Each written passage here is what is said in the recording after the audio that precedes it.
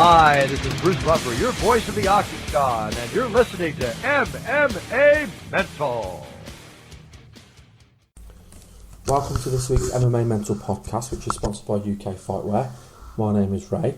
As always, I've got some great guests lined up for this week's show. I've done quite a few interviews this week, so I'll be playing these interviews for you today. Before I do, I just want to give some shout outs.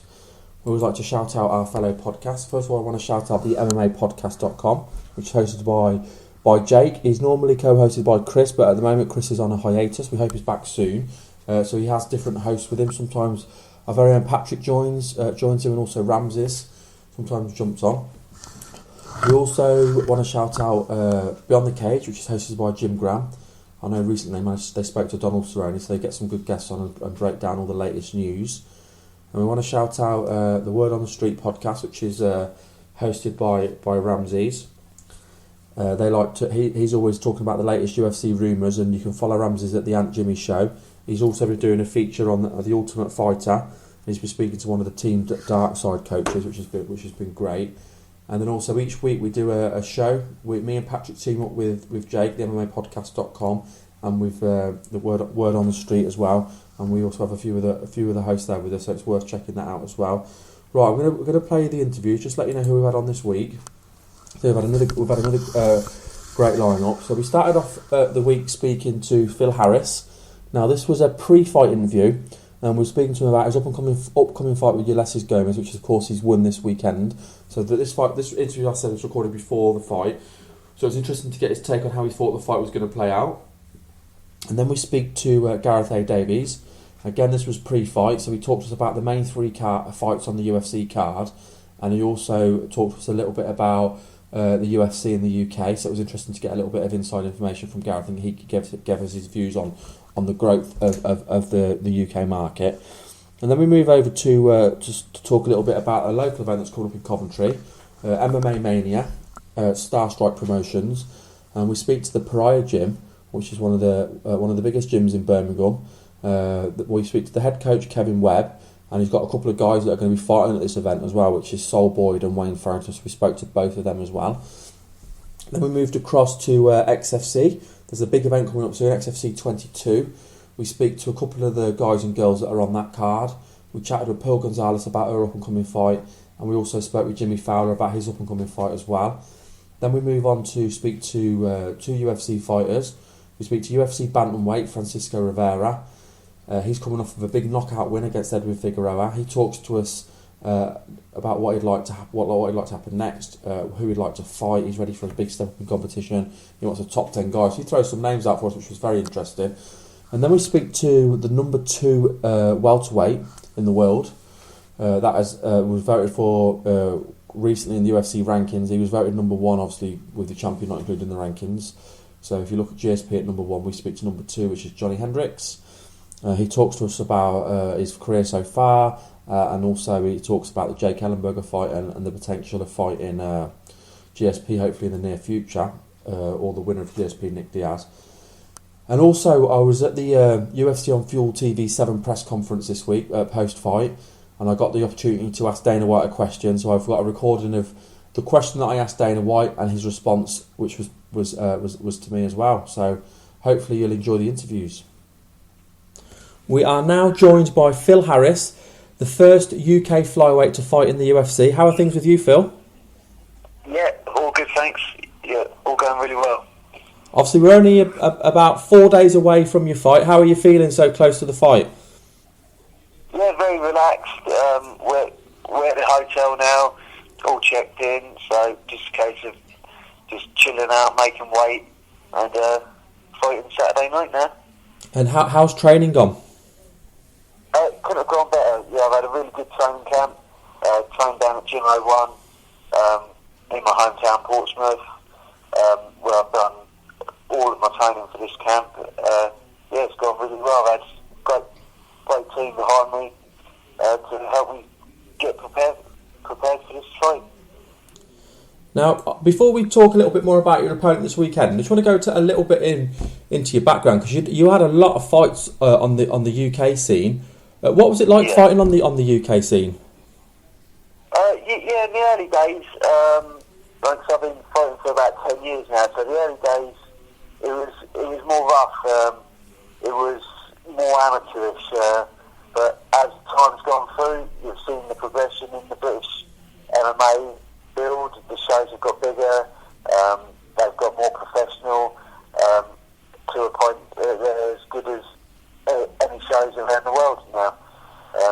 So fighting in the UK, it's built up and it's getting better and better. Do you think your exposure fighting for BAMA and Cage Warriors has led to this opportunity with the UFC? Yeah, definitely Cage Warriors. My last couple of fights for Cage Warriors was against an American and a Canadian, so I think it got me the exposure over in America a little bit more. People started to realise who I am, and it got my name out there a lot more. So yeah, definitely Cage Warriors built me up to get to the UFC, I believe. It says here, I'm just looking at your resume, you dropped to flyweight in February this year. Was the addition... No. Is that not the case? No, I fought about 6 fights for flyweight at BAMA and at Cage Warriors. Okay. All flyweight. No problem. With regards to flyweight then, how pleased was you to see the UFC start and open a flyweight division? Yeah, I mean, I've heard talk about it for years, for a good few years now, so when it finally happened, it was just a case of keep winning your fights. My manager told me, get a couple of wins under your belt, keep winning, and he said, I will get you to the UFC, and that's exactly what he's done. So yes, it's all come good in the end. When you started out in 2003, and obviously with the way it was then, and I'm going on your pro record, when you started out in 2003, and with the way MMA was then in the UK, and with the fact at one time we didn't even have a lightweight division in the UFC, did you ever imagine that you'd be here now fighting in the UFC? Not back then. I was literally just fighting for fun back then when I first started, which pretty much the whole of the UK were. It's just, if you love the sport, you would compete. As in people do like amateur boxing or judo or anything like that. There wasn't any money to be made, it was just for the love of it. But as time progressed, yeah, that was my aim to get to the UFC. And eventually we knew that this weight category was going to come in, and that would be my time when I could slot into the UFC. Will you talk us through finding out about the UFC making an approach for you and how that felt? Sorry, repeat that again? Yeah, will you talk us through the UFC making an approach for you and how that felt to be noticed by the UFC and to be signed onto a contract? Yeah, basically, my manager did say that he's been in contact with them, and it would only be a matter of time before I'd get my contract. And sure enough, my baby had just been born a couple of weeks, and so I was just in a bit of a time where I was not fighting, I was chilling out a little bit, and then suddenly I get a call up, do you want to fight in 6 weeks' time? So it was time to get my training kit on, and even though my baby was only a few weeks old, to get into full-time training basically, and train as hard as I could, ready for my fight basically. So yeah. It's not really an opportunity you can turn down, is it? You don't know if these opportunities are going to come along again. Yeah, they don't ask you twice. No, exactly. Do you feel like you've been able to have a better training camp then for this fight, obviously with having more notice? Yeah, I've had slightly more notice for this fight. My home life's a little bit more settled now, my baby's a little bit older. Definitely, we're a little bit more well prepared for this fight. So yeah, just that everything's been a little bit more better for this training camp. So yeah, I'm definitely a better fighter than I was 4 or 5 months ago. Are you looking forward to fighting at Wembley for the UFC in front of all the UK crowd? Yeah, definitely. I mean, my last 3 fights have all been abroad. I fought in America, Dubai, and the Ukraine. So I haven't fought back in the UK for about 2.5 or 3 years, something like that now. So yeah, I really can't wait to fight back in the UK. no travelling for me, and I get all the home crowd. So yeah, everything's a good positive for this fight. Obviously, yourself and Ulysses, you're both coming off of a loss. Do you feel any added pressure coming off of a loss? To a certain extent, I think everyone feels pressure coming off a loss, but that doesn't even come into my mind when I fight. It's a case of you forget that past. You look into the future, and you take every fight, each one as they come. So yeah, it doesn't really come into my mind for this fight. And what are your thoughts on your strengths to his weaknesses over your opponent? I believe I'm stronger than him. I believe in every department going, really. I think his best things I'm better than. So I think he's very good at jiu-jitsu, but I believe that I'm better at jiu-jitsu. I think he's a good boxer. I think I'm a better boxer. So I think his conditioning isn't as good as mine. So I think in every department I'm slightly better than him. Do you feel the fact that he's coming over from the States, and I'm pretty sure he's probably come over this week, do you think that could be an advantage to you or not? I would say it was definitely not a disadvantage. So he's coming over, obviously different time zones, different weather. The travelling just takes it out of you a little bit. I mean, I'm sure he's going to be ready by the time fight day comes. But it's in my favour that I don't have to travel and he has to travel, definitely. And what do you take from your last fight? Obviously, you faced Darren Uyanayama, and obviously that is quite a big name in the flyweight division. I mean, he's fought, in Japan, and he's had some big ones over there. What do you take from that fight to help you improve for this fight? The main thing I think I took from the fight was knowing that I'm good enough to hang with the guys in the UFC. I think when you're from the outside looking into the UFC, you believe that they're sort of invincible. You believe that they're that little bit better than everyone else. But now I've done that. I believe that I'm as good as anyone. So part of it, I think, taken from that fight is the mental belief that I am just as good as anyone in the division, and I'll take that through to this fight. A bit more of a light-hearted question. I was looking over your resume, and I noticed that in 2005 you faced Jose Aldo. Is that the Jose Aldo? Yes, it is, yeah. And, wow, I mean, obviously that's quite a big name to have faced. Obviously, when you faced him, I know it was a long time ago, could you imagine that he'd go on to do and be what he's become? Yeah, I mean, after the fight, it was a pretty one-sided fight, to be honest. But after the fight, everyone that saw the fight, even myself, everyone that see him said, this guy's a bit special, sort of thing. This guy's going to be something like majorly good. And then before I knew it, he was signed to the WEC, got the WEC belt, signed to the UFC, got the belt, keeps winning still. We knew at the time that this guy it's something very special, that he was a prodigy, basically. Yeah, I mean, obviously he's gone on to do that. You actually fought once in my hometown as well, which is Coventry, at Cage Warrior Strike Force 4. Do you remember much about the event? You faced Paul McVeigh.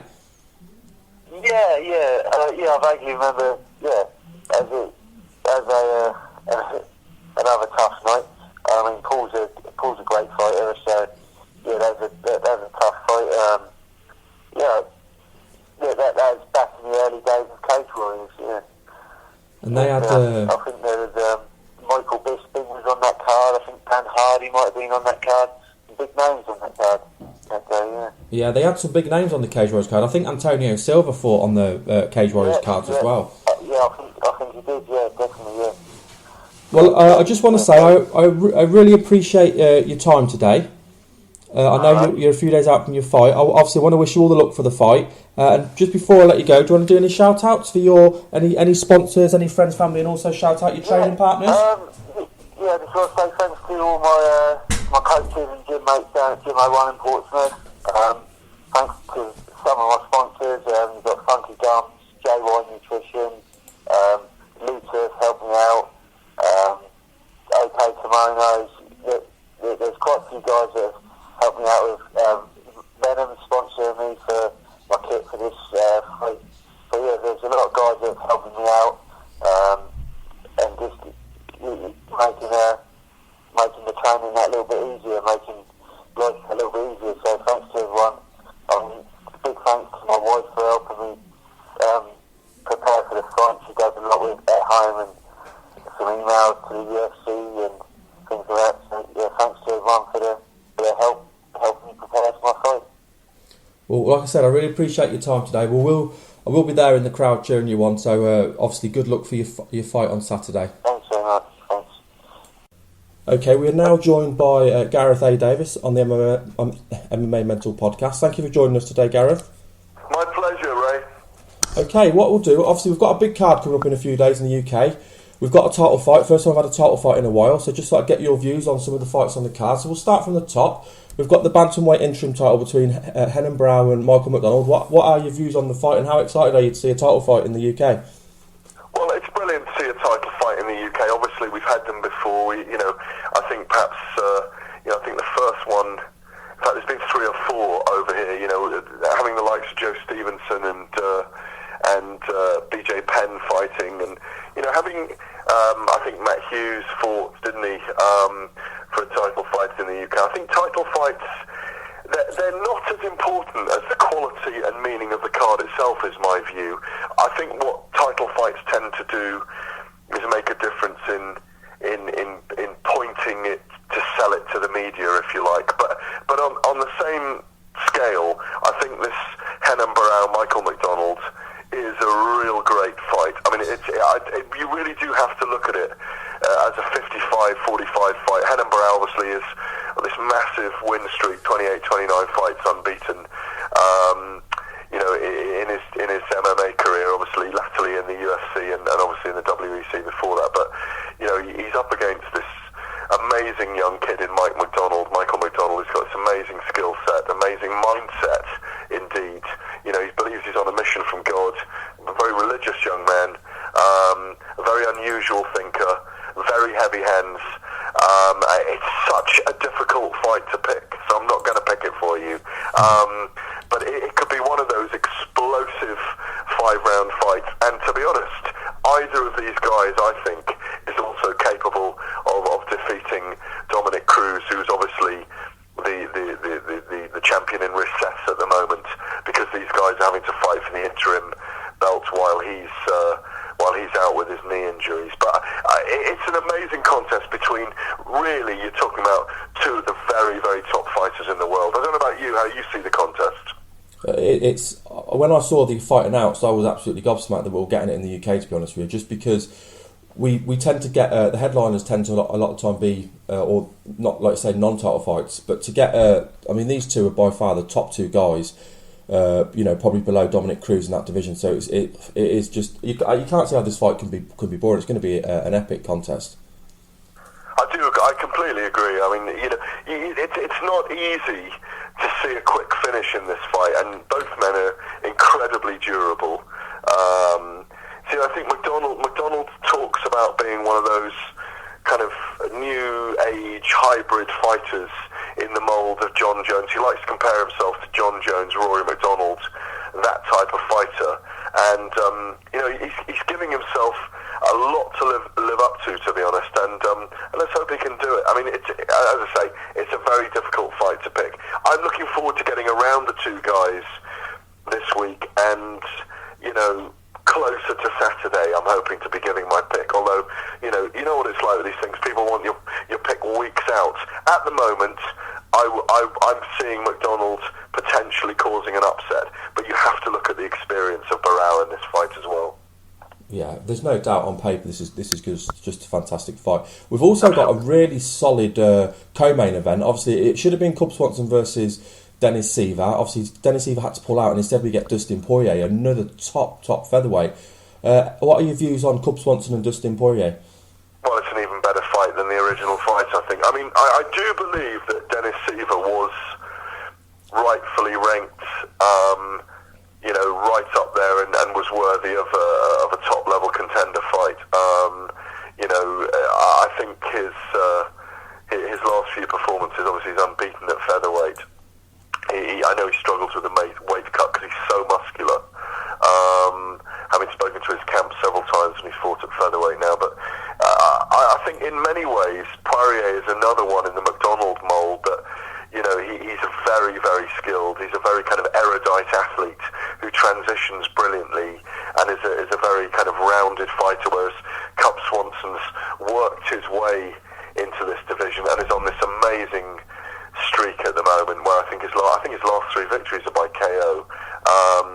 Very powerful striker, and he's learnt to set traps for other fighters, whereas Poirier, of course, fell into the trap against the Korean Zombie of fighting the Korean Zombie's scrap-like style, and fell foul in a way of not being careful enough against Korean Zombie. So he's had a learning curve. So again, this is a contest between two guys. One again who is an emerging athlete in Poirier, and another one in Swanson, who's already here, by the way. Cub Swanson came over last Saturday. I spoke to him last week. He was arriving Saturday, and he was going to take in the sights before fighting. And again, a thrilling contest. And I don't know if you were looking, Ray, at the recently announced fighter rankings. When I spoke to Cub Swanson last week, he was very unhappy that he'd been ranked, I think it was below both Dennis Seaver and Korean Zombie on the UFC's first kind of external media rankings, because Korean Zombie was number 3 and Dennis Seaver number 5 and Cub 6 on those, and Dustin Poirier 7. You know, I think this could potentially even be a 4 versus 5 rather than 6 versus 7, and the winner from this fight definitely moves up the division. Yeah, I think those rankings are particularly hard because you've obviously had the likes of Frankie Edgar and Clay Guida both drop down to featherweight. I was going to ask you, if Cub Swanson wins this fight, with him being on such a run, how far off do you think he is of getting a rematch with Jose Aldo? Yeah, I mean, it's difficult to say. I mean, the trouble is, mud sticks, doesn't it? And obviously, you know, it was a brutal finish against Jose Aldo, but it was almost at the time you could say that it was a different type of Cub Swanson. How long ago is it now? It's 4 years ago actually. WEC 41, and that was an eliminator, wasn't it, for the featherweight title? Didn't last long. Was it 8 seconds? Double flying knee and punches. Yeah, one of the fastest finishes in MMA history. The trouble is mud sticks, and I think Jose Aldo obviously is a different fighter himself, but I think so is Cub Swanson. And I think, you know, if he beats Poirier and then he beats, I don't know, Lamas he's lost to, remember, as well.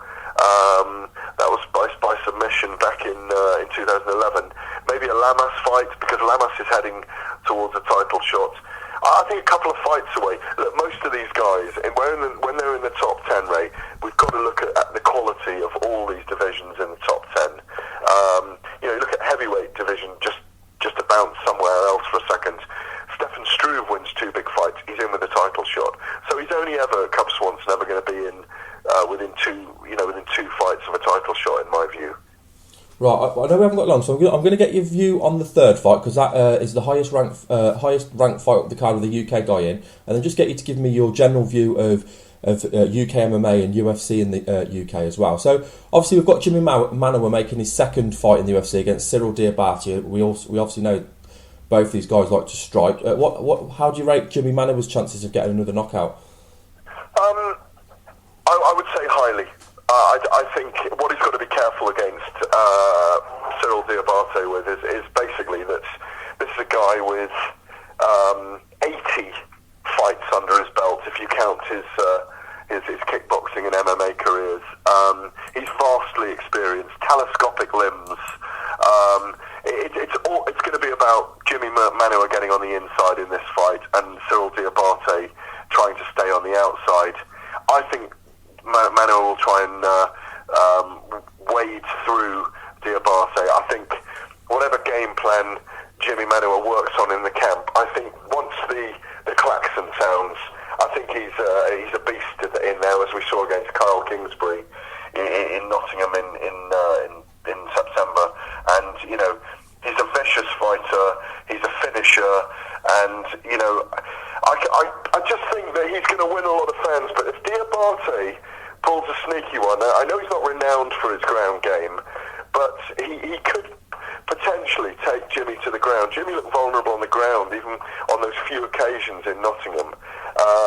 And Diabate is a sneaky customer, and I can either see Jimmy wading into him and knocking him out, or Diabate actually trying to take the fight to the ground if he gets hurt at all. But I'm seeing a TKO or a KO in the first or second round for Jimmy in this fight. Yeah, I really hope Jimmy gets the win. He looked brilliant in his last fight, and we had the pleasure. He did, and overall, you ask about you ask about the MMA scene in the UK. I think it's a very interesting stage at the moment. There's a new CEO in charge of the UFC in the UK, in Gary Cook, a very experienced guy who was used to dealing with large sports organisations at the top level, obviously responsible for the growth of the Jordan brand, the Nike Jordan brand in the States, instrumentally involved in that. CEO of Man City. He's used to dealing with large corporations. He's a fantastic businessman. I've had several interviews with him already. He's got a clear vision of how he wants to turn the UFC into a capital brand in this part of the world, and what he means by that is taking it to capital cities. I understand there's a raft of developments about to be announced in the next few months. Dana White's always said, people have lambasted me for speaking to, for Dana White and keep putting out his view that he's not giving up on the UK market. I must have interviewed him 20 times over the last 3 or 4 years, and every time I've put this question to him from UK fans, Dana White's always said, look, we're just trying to get the right TV deal in place, get the right conditions in place. Obviously, it's a different timing in terms of the market, and we're not giving up on the UK market because we know that fight sports are part of the British psyche. And we're going to carry on developing the sport, and I think they will do. I think I've been obviously writing about it for 7 years myself over several different developments, and being Setanta Sport being the home of the sport, and then and then obviously ESPN recently, and my small part with those TV companies is literally as a British representative as in the British media. But I think the more of a hold that UFC takes in the mainstream in the UK, the more that will help. This is my view anyway. The more it will help the MMA industry itself in the UK, because it is a niche sport. It's still a niche sport. It's still an embryonic sport, and I think the more kind of the UFC grows in the British consciousness, and people understand that it's not this incredibly brutal sport, incredibly violent sport. It's a very skillful sport, with practitioners who really respect each other, and that it is a bona fide sport. I think that as the awareness and acceptance, if you like, of a new sport grows, and we don't accept new things very readily on this island. I think as that grows, I think it will help the MMA industry as a whole, because I think there's a big gap at the moment between, if you look in real terms, kind of financially, between what is the UFC and the British MMA scene, which in comparison really is a cottage industry. Yeah, it is, and it's still growing. There's lots of good fighters coming through, and hopefully as they continue to get better, it will grow in the UK as well. Gareth, I really appreciate your time today. It's been an absolute pleasure speaking with you, and hopefully we'll be able to do this again in the future. It's my pleasure, Ray. Anytime. Okay, hello. We are now joined by Kevin Webb, one of the head coaches at Pariah MMA Gym. He's got a couple of fighters coming up, fighting on Saturday the 23rd in Coventry at the Sky Dome. How's things with you, Kevin? Yeah, great. Good. Training's going well. The guys are looking good. The gym's going great. So, brilliant at the moment. Now, I've obviously heard quite a little bit about you from Kieran. He's been telling me about the gym. He's been saying good things about the gym. So I'd just be interested in getting a little bit of your background and what kind of stuff people get, what kind of things people do when they come to your gym, what they can train in. So what's your background, Kevin? I've probably been doing martial arts now, to make me sound old, but I suppose it's getting on for close to 20 years. I've got 3 black belts. I've got instructor status in 7 martial arts now, so I've done quite a few things. I've got Brazilian Jiu-Jitsu, I've got brown belt in Judo, black belts in kickboxing and Taekwondo. I've done Jeet Kune Do, Filipino martial arts. Currently going through the UKCC graded process for wrestling as well, doing their level 2 coaching award. So now everything's going well at the moment, and you know, at the gym we kind of focus on Brazilian Jiu-Jitsu, mixed martial arts and wrestling. So we've kind of got a good foundation here. How long have you been running your gym for? Well, I took over from Chris Rice. It was Sprawl and Brawl before that, so similarly I've inherited a fair bit of talent. The gym was running here before I got here for about, I think 4 or 5 years. Before that, it was the original Gracie Barra Birmingham. So there's quite a long history at the club anyway, and then I've taken over for the last year. So we've been Pariah MMA for the last year. Within that year, I mean, we've taken guys that weren't even ranked. So we've got Chris Meyer now, who's ranked 13th. So in a year, coming in and taking a load of fresh-faced kids in, having someone now ranked 13th on the current rankings is really impressive for us. And we're looking like we're going to get some more guys there over the next year. Yeah, that is impressive. Is it nice to know that you can obviously get your guys prepared, and then there's an outlet for them to go and test themselves, test their skills, like with the event we've got coming up this weekend, the next weekend at Skydome. Is it nice to know there's events out there like that? Yeah, I mean, the current UK MMA seems brilliant at the moment. You know, it's starting to get more and more legitimised. There's proper promotions there rather than these back alley promotions. And really that's because it's a sport at the end of the day, and you need a way to be able to kind of evaluate where you are in relation to, you know, the rest of the country, the rest of the world. So it's really positive to see our guys doing so well at the moment. But yeah, I mean, it's huge. I mean, you know, this promotion's run by a good friend of mine, Neil, who's put on a really good show here. So you know, really good to support the local shows. Now I know you've got a couple of guys confirmed to be fighting, which is Manny Singh and Saul Boyd. I wonder if you could tell us a little bit about each of them. So what can we expect from Manny when he fights in the cage? Well, I mean, Manny really he's the full package. Manny's been training with me, trained at my old gym, combat exercise with me for about 2-3 years. Obviously he's been with me for a year since I moved as well. So he's obviously got a solid base in Brazilian Jiu-Jitsu, which is my strongest area.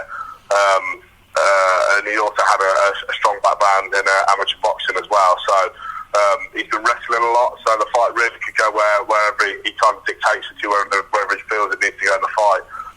And Saul was kind of a guy that I inherited off Chris again from the old club, super tough. Again, he's kind of well versed in all the ranges. It's really difficult to say exactly what's going to happen in the fight, but I'm pretty certain both the boys are going to come out on top. Well, brilliant. I really appreciate your time today, Kevin. I know you're busy. I know you've got a lot of classes, so it's okay. I'll have a chat with some of your guys now. Is Manny available? Yeah, I can go and get him for you. Brilliant. Thanks, Kevin. Okay, no worries, mate. Cheers. Speak to you a bit, right? I am now joined by Saul Boyd. He has a fight coming up a week Saturday at the Skydome. How's things with you, Saul? Yeah, doing alright. Training's going well at the moment, so I'm looking forward to it, really. Are you feeling confident going into the fight? Have you had a good training camp? Yeah, well, Kevin Webb just took over our gym about a year ago, so we got a new trainer, so I'm feeling comfortable now. We've been training wrestling, jiu-jitsu and MMA, so I am feeling fairly confident for this fight, yeah. What's the name of your opponent on week Saturday? I believe it's Christopher Downing.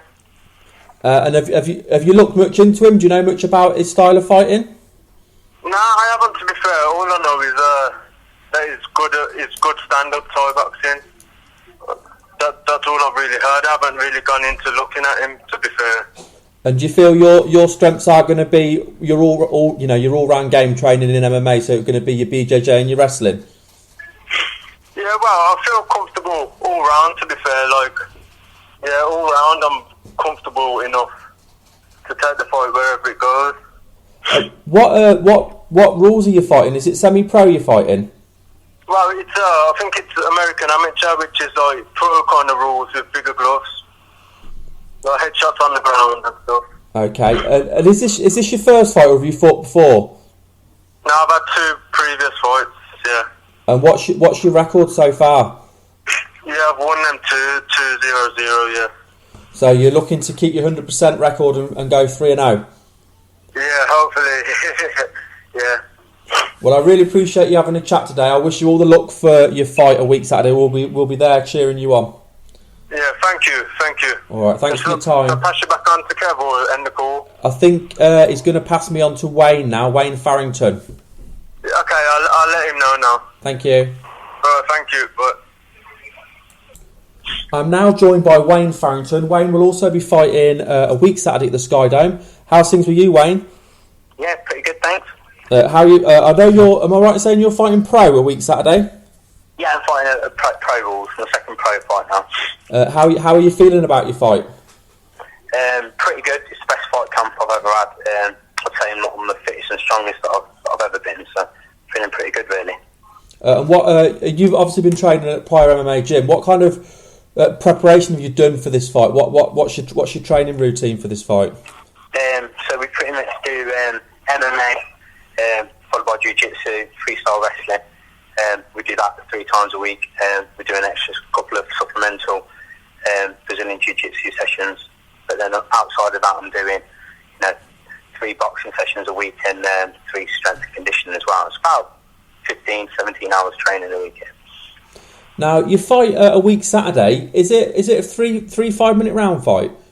Yeah, 3 5-minute rounds, yeah. So obviously one of the biggest things then about that kind of length of fight is stamina. How do you feel your stamina will be for 15 minutes? In the gym, awesome. I can kill it for 15 minutes doing pretty much any sort of intensity. However, on fight night with adrenaline and stuff like that, it's always that little bit more difficult than in the gym. And do you know much about your opponent? I've seen a couple of his fights on YouTube. I know he's from Gracie Barron, Milton Keynes. I think he's got purple in Brazilian Jiu-Jitsu, so I imagine his ground game is pretty good. But I can't see there being a problem, to be honest. What's your opponent's name? Angelo Beals, his name is. And what do you feel your strengths are going into the fight? Well, ordinarily it's usually my ground game. However, I imagine he's going to be pretty even with me there. So hopefully my stand-up, I'd have said. So overall, you'd say you feel quite confident going to this fight, and if possible, you're going to look to keep this fight standing. Yeah, I've got a bit of an amateur boxing past, and I've been pushing up with my boxing, so I'm feeling pretty good about my hands at the minute. How many boxing matches have you had? I had like 10 as an amateur, and then I did a little bit of the licensed boxing, so I had sort of 4 unlicensed bouts as well. And what was your record? 50-50 as an amateur, but I win all the unlicensed ones. And what's your MMA record? So I've had 2 semi-pro, won 1, lost 1, and 1 pro, win that one.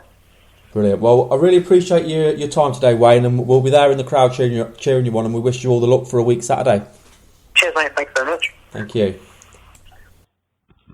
Okay, we are now joined by Paul Gonzalez. She'll be fighting at XFC 22 in just over a week's time. She'll be facing Susie Montero in the co-main event. How are you feeling going into this fight? I'm feeling great. Everything has gone, extremely well. Camp was great, is great. Diet is on point, weight's on point. I couldn't feel any better right now. What are we now? Are we about 10 days out from the fight, is that right?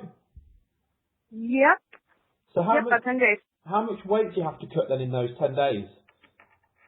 About 5 pounds, give or take, if that, honestly. After a workout, I'm usually within 4 pounds of weight. So really, that's not a lot at all, is it? You've got yourself bang on then for where you need to be at this stage. Absolutely.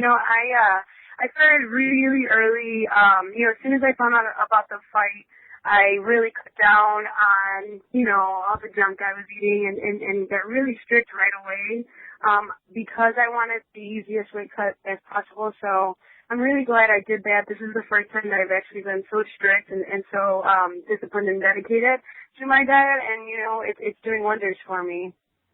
What kind of, how long is your training camp for a fight like this, or how long has your training camp been? The training camp has been about 2.5 months long total, I would say.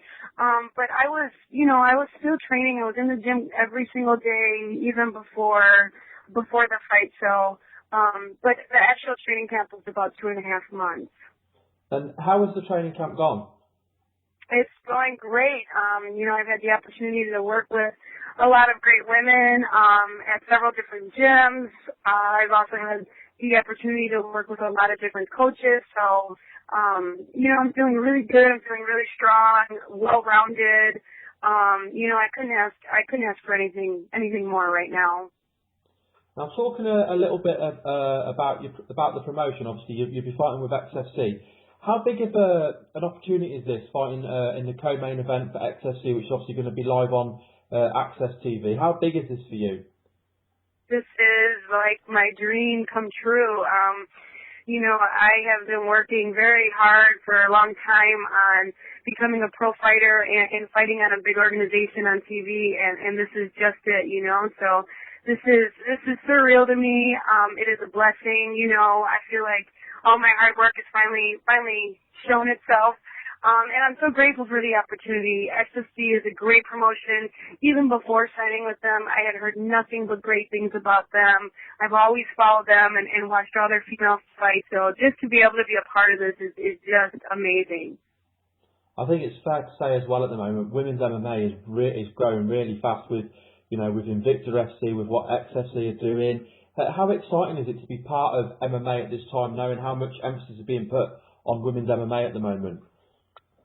It's extremely exciting, I started in mixed martial arts when I was 11, so back then, we were kind of given a hard time at being, I was a girl then, but just women in general. It wasn't that popular. There would be 2-3 women, if that, in a jiu-jitsu tournament or in any kind of tournament.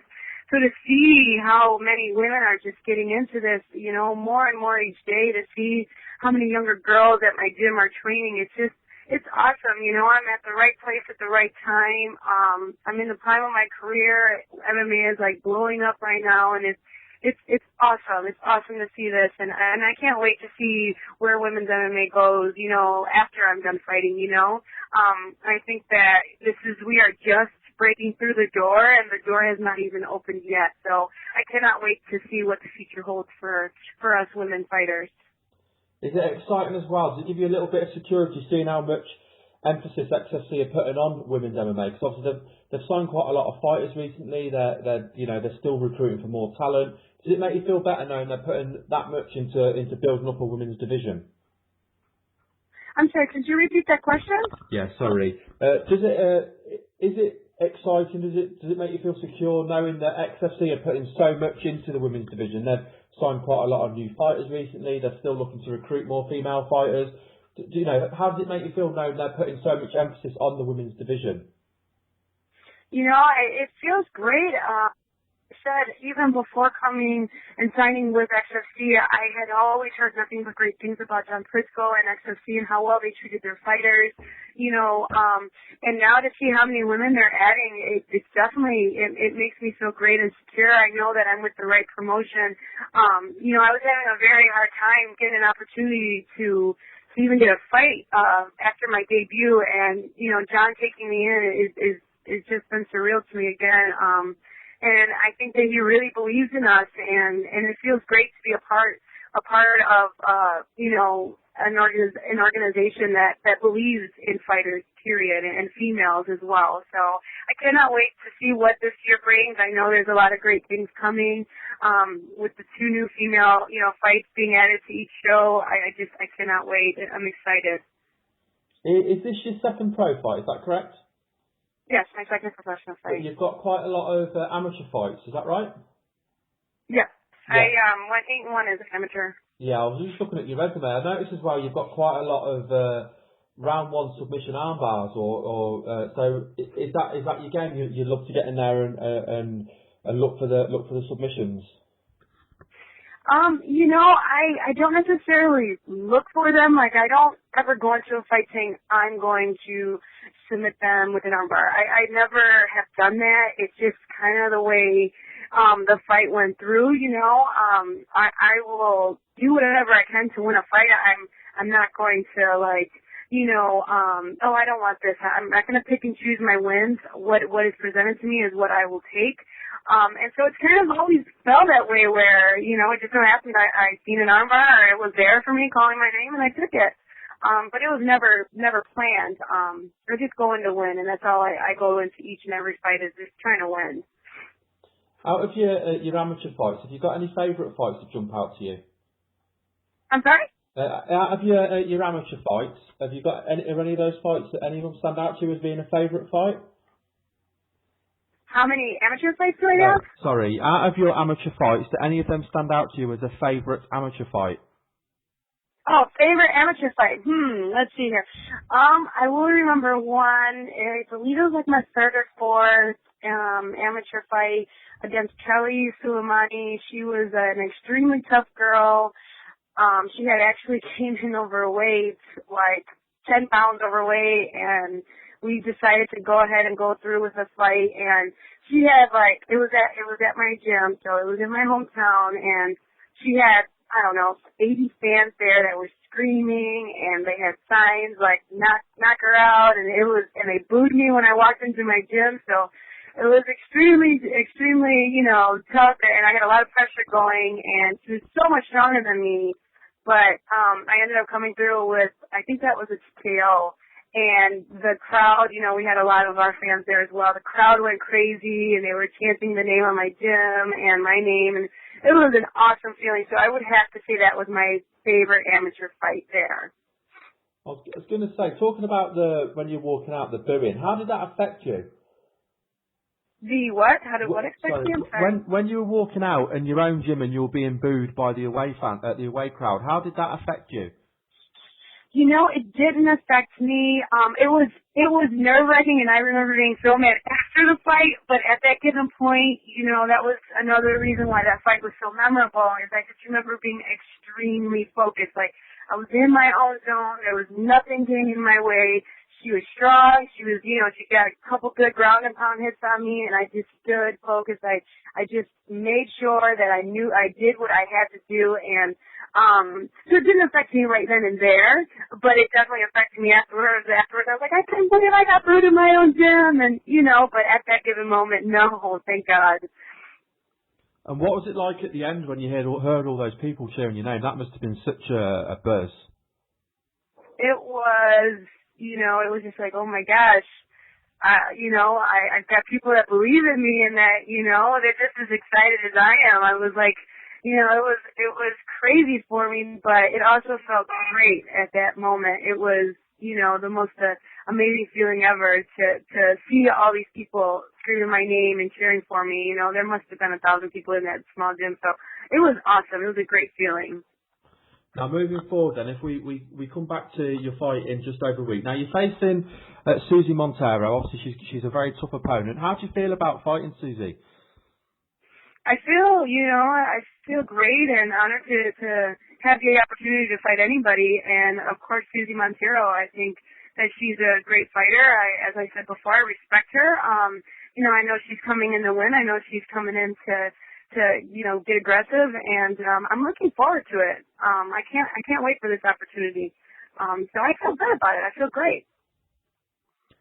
I think it's a very interesting fight as well, because obviously Susie trains with American Top Team, and she's also got a victory over Kim Couture, which is quite a big name in women's MMA. So does that kind of spur you on that much more to get that win, and knowing that's going to raise your stock so much if you beat somebody like Susie?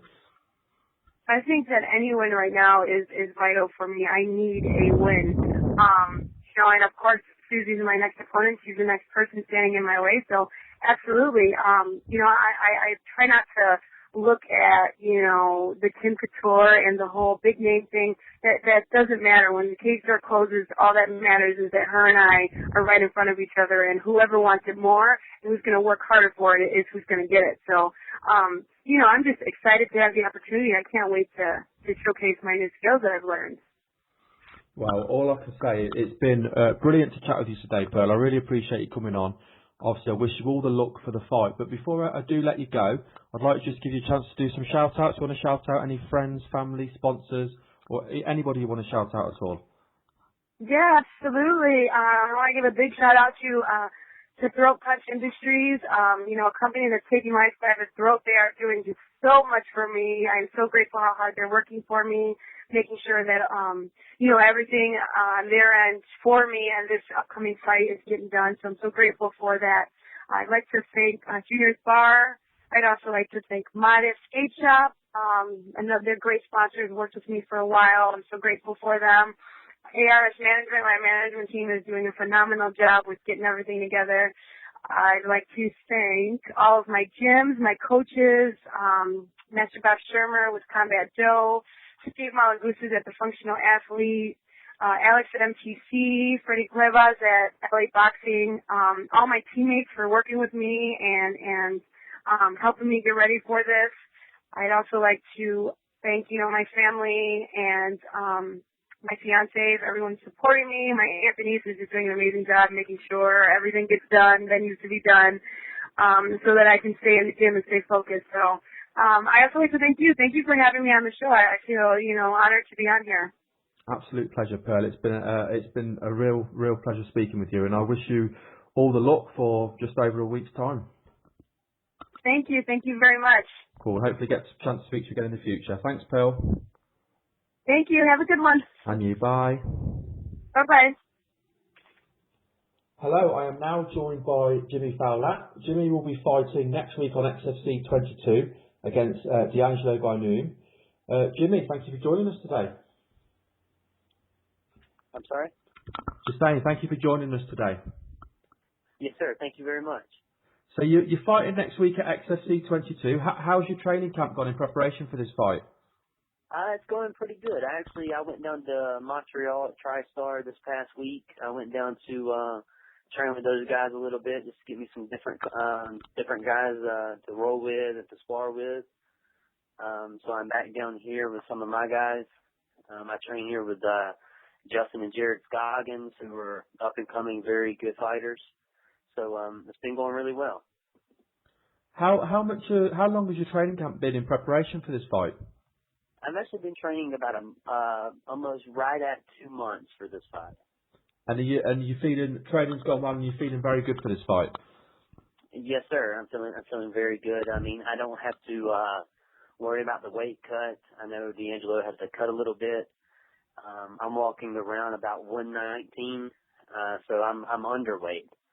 So I'm always fighting guys that are heavier than I am. Wow, so the weight really isn't an issue for you then. So ideally then, would you like to fight at a lower weight? Would you be better off fighting at 115? Yeah, this is probably going to be my last fight at 125. After this fight, I won't fight again unless it's 115, just because I am giving up so much weight. It's such a big thing now as well, weight, and you see a lot of people, especially at this kind of level, they will cut down a lot of weight to get to the smaller weight class, won't they? So really, if you're fighting underweight, you really need to drop down to 115 if that's an option for you. Yes, sir. I mean, I got guys that fight at 125 here at my school, and they walk around about 155 and 160 and cut down to 125. That's massive, isn't it? These guys are huge.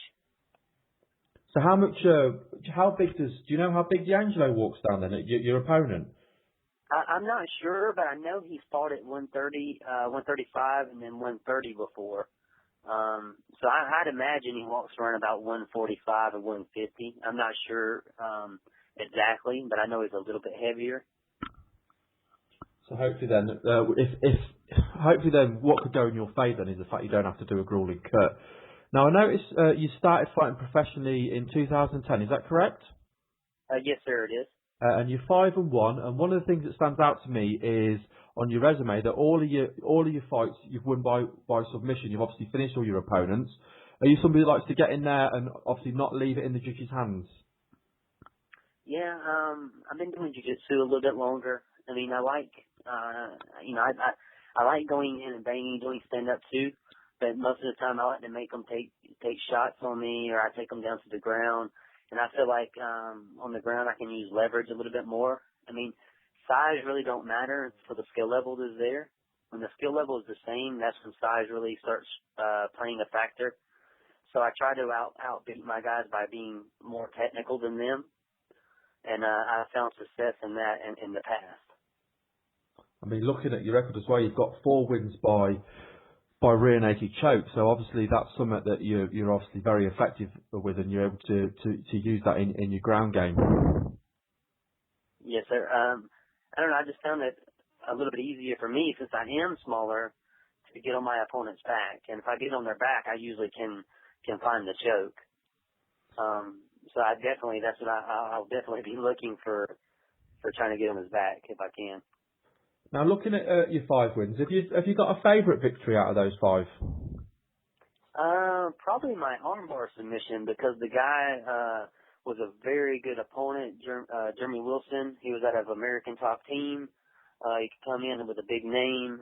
He was definitely way bigger than I was. He fights at 145 right now, and I was able to submit him in like 2 minutes of the first round. Here in Greenville, South Carolina at the Bio Center, and that was probably my favorite win. Yeah, I could see why, especially if he was that kind of size. Now, moving forward to your fight you've got coming up in just over a week's time. I know this is, again, looking at your resume, this is your debut for XFC. How big of an opportunity is this to fight for XFC, knowing that your fight's going to be live on Access TV as well? Well, this is a huge opportunity for me. See, I'm right here in Bowling Springs, South Carolina, and I have my own little school here, and it's an opportunity for my students and my training partners to see me compete live. Most of the time when I fight out, so far away where people can't hardly come and watch it. So this is a great opportunity for me.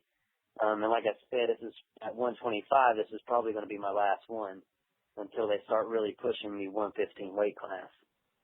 And do you know, is there a 115 weight class at XFC? I'm sorry? Do XFC have a 115 weight class, or is that something you've talked about? No, sir. I think this is actually the first fight at 125 for the XFC. Okay. So I'm hoping that the 125 will build up for them, and then they'll say, hey, these guys are good, these guys are fast, they put on a good show. Let's go down to 115 also. And I'll think they'll find that it's just as exciting. Yeah, I think you're right. I think it is just as exciting.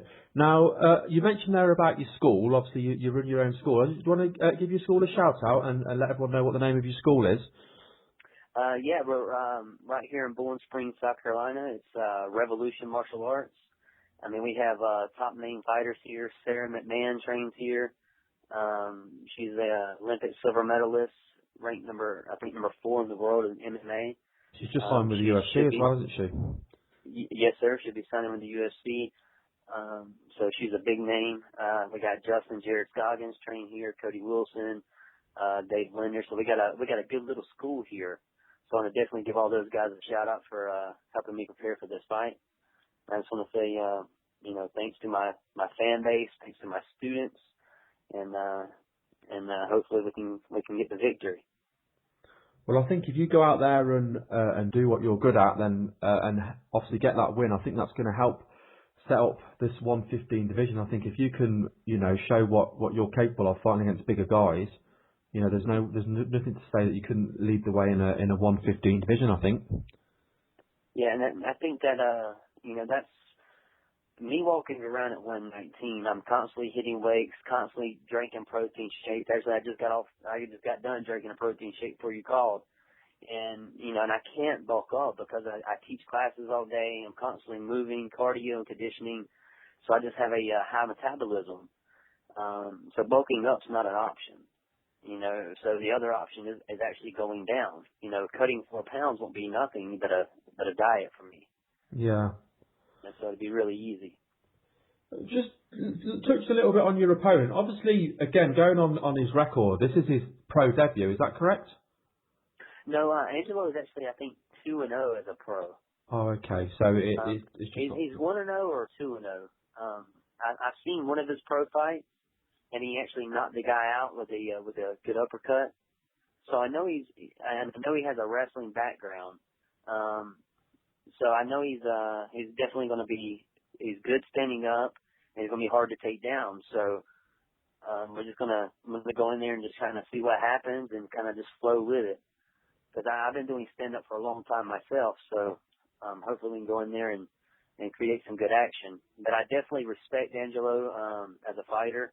He's undefeated as an amateur and undefeated as a pro so far. So I think it is going to be a test for him. But it's also a big test for me, too, because I know he comes in, he's very athletic. So I just got to make sure that I'm on my game. Where do you feel your biggest strength is over him? I definitely jiu-jitsu, I would think, is my biggest strength. But I think also he can use his wrestling to try to nullify that. And I think if he's smart and he game plans, that's what he's going to try to do. But you never know. I mean, he may come in and shoot a double leg. Who knows? So I'm pretty sure you won't mind too much if he comes in and shoots a double leg. Yeah. Well, he look at my record and he knows that I've won all my wins by submission. Even my amateur, I got 2 TKOs and then 5 submissions as an amateur also. So he knows that I like the jiu-jitsu world. So, it's his best option is to avoid where I'm dangerous. So, and I'm pretty sure that's what he's going to go for. I'm sure he's been working his jiu-jitsu a lot. So, I'm sure he's not going to be. Yeah, I think obviously if the fight hits the ground, it's hard not to pick you as a winner. I think if I was D'Angelo, I'd be looking to use the wrestling as a defence and keep the fight standing. Well, I do want to wish you all the luck for this fight. I know it's coming up. It's going to be a huge fight. It's going to be a great fight as well. Before we do let you go, Jimmy, just give you a chance to give a shout out. You want to shout out any friends, family or sponsors? Definitely. Shout out to my friends, my family. My school, my teammates, like I said before, Sarah McMahon, Justin Scoggins, Cody Wilson. Thank those guys. Thanks TriStar for inviting me down. Marcelo Garcia, trained up there with them a little bit. Just a big thanks to them. And that's it. Just shout out your school again, Jimmy, so everyone knows what the name of your school is. It's Revolution Martial Arts out of Bowling Springs, South Carolina. Brilliant. Well, thank you very much for your time today, Jimmy, and we wish you all the luck in just over a week's time. Well, thank you very much for your time. No problem. Bye. Bye-bye. Okay, we are now joined by UFC bantamweight Francisco Rivera, who's coming fresh off of a win against Edwin Figueroa. How's things with you, Francisco? Good. I'm good. Just fought a couple weeks ago and just, taking some time off, spend time with my family. How pleased were you How pleased were you with how that fight went? I was actually very pleased that I got the knockout. I wasn't pleased with the first round. The first round, he dropped me. He caught me with the punch, and I knew I was down in that round, so I knew I had to come back the second round and try to finish him off, and I did. I think it's fair to say, though, that Edwin is a very, very tough bantamweight. We've seen him go the distance with the likes of Michael McDonald, so it was never going to be an easy fight anyway. So I think to get the knockout the way you did was very, very impressive. Yeah, definitely. He's a tough guy. He's never been knocked out or anything. His only loss was to Michael McDonald, who's going to fight for the interim belt tomorrow. So, to have that, on my belt, knocking him out is huge for me in my career. So hopefully the UFC notices that and sees that, and I can start making my run for the title. How did you feel going into the fight? I felt good. The scale was off a little bit. I thought, I came in a pound overweight, and I told them I was on weight. They said, all right, we'll just wait and check after the weigh-ins. And when I got back on the scale after the weigh-ins, I was down to 135.5. So yeah, I was just fitting, and I was just making sure my weight was good. But other than that, I felt good. Felt confident, and I was excited about the fight. Now, obviously, you fought 4 times in UFC. You lost your first one, then you obviously went away and you come back, and then you've won your last 3. But obviously, one of them was overturned. Do you feel like you're on a 3-fight win streak? Yeah, definitely. I took a over the counter pre-workout, which was banned in Canada. So, it was my mistake. I just went to GNC and got some supplements. I didn't really pay attention. I didn't think it was going to be a big deal, and I got caught with it. So, I still consider it a win, no matter what. I'll fight Roland DeLorme 10 times and beat him 10 out of 10 times. So it really didn't matter. I know I won the fight. All my fans know I won the fight. He knows I won the fight. So I consider it, a win for me. Looking back as well, I know you obviously fought in WEC and then moved over with the switch. How pleased were you to see that the UFC were going to take on the lighter divisions, the bantamweight and the featherweight division? Oh, it's very exciting. The UFC is the biggest promotion in the world, and to have a chance to, accomplishment in my career, and it's very exciting for me. And I'm glad that they did that. It was good to show the rest of the world the lower weight classes and how good we are. And I think that's definitely being shown at bantamweight and featherweight. We've had some fantastic fights, and we're seeing it now at flyweight as well. So what happens next for you? How long of a layoff would you like before you look to get back into the octagon?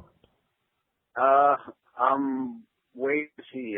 My hands are just sore from the fight. I sprained my wrist. Actually, I sprained both wrists. So both wrists are kind of tender and sore, but I'm hopefully get back as soon as I can. As soon as I heal up, maybe a week or two, I can call Sean Shelby and tell him I'm ready and book a fight. I don't like to take too much time off. I like to get back in the gym and get ready for a fight right away. So hopefully in a couple of weeks I'll have another announcement. And is there anyone you've got your eye on? Anyone you'd like to face next? I would like to fight, a top contender, another bantamweight who's in the top 10. I want to be able to show the world and everybody my skills and my power I have at bantamweight. And, not too many fans I've seen it. I've fought on the Facebook card last, and I think it was a punishment for the last fight at UFC 149. So, hopefully the UFC and they know, and they put me on the main card or even, FX prelims, and that way I can get some, exposure to the world. Yeah, I think if you keep winning the way you're winning, there's only going to be a matter of time before you're going to get moved up onto the TV part of the card. Now, I know my co-host Patrick's eager to jump in. Before I pass you over, just wanted to go a little bit into your history. You started fighting professionally in 2008. What made you want to get into mixed martial arts?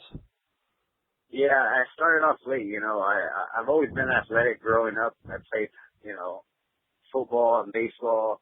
And I played high school football, and I played college football, and I ran track.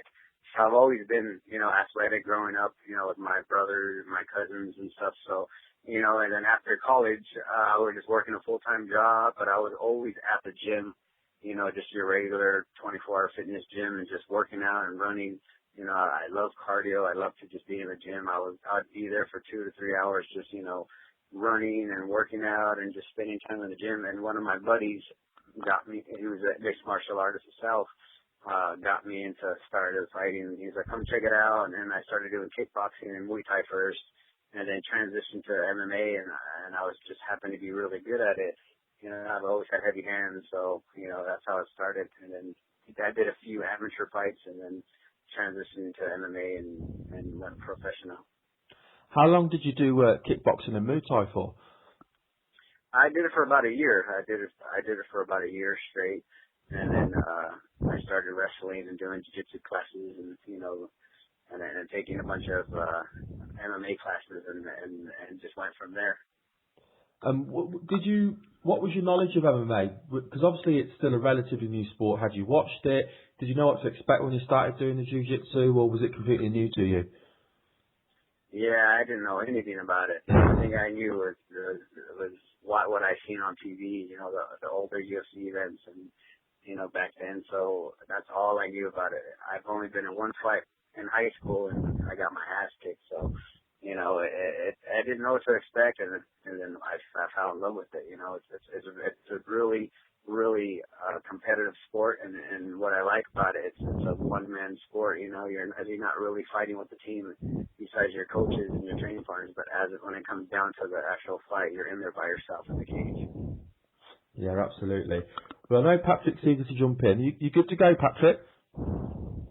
Yeah, definitely, Ray, and thanks again for coming on, Cisco. We appreciate your time today. Yeah, definitely. Thank you guys for having me anytime. Cool, man. Well, I got to ask real quick, how was your Valentine's Day? How was my what? Your Valentine's Day. Oh, it was good. You know, my girlfriend's pregnant. I'm expecting a daughter in April, so, you know, she can't really do much. She's due in a couple months, so we just stayed home and just rest and watch TV. Oh, there you go. Well, hey, congratulations on your upcoming newborn. Getting back into MMA though, you know, you looked real good against Edwin Figueroa. He had you hurt in the first, but you recovered. You showed a really good ground game on the top and on the bottom.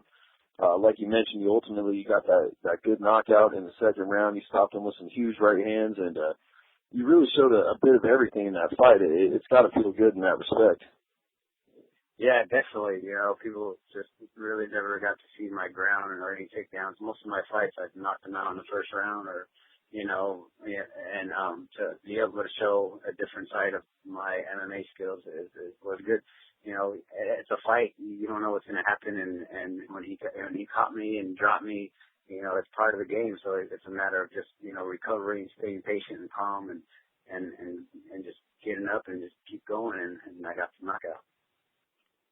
Yeah, it definitely looked good in doing so. You rebounded well and came out looking even better in the second round. Now, you had mentioned contemplating retirement after your first two career losses. What prompted you to stay, and what adjustments did you make going forward from there? You know, I got a new Muay Thai boxing coach. You know, I started training more of my ground and jiu-jitsu, and my family was behind me, you know, 100%, telling me, don't quit, you know, you're really good. Don't let these, you know, it's part of the fight game, losing, and you know, you got to accept the good with the bad. And I did, and I stuck to it, and I came back, and it made me more humble, more stronger. You know, I was hungrier now, and I was pushing myself in the gym harder than ever.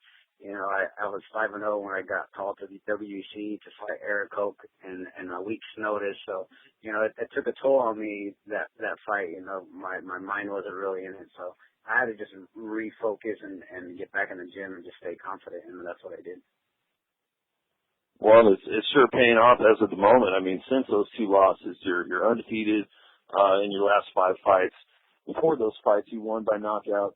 Are you looking to get the submission next and keep displaying that groundwork, or are you just happy to keep getting those knockouts?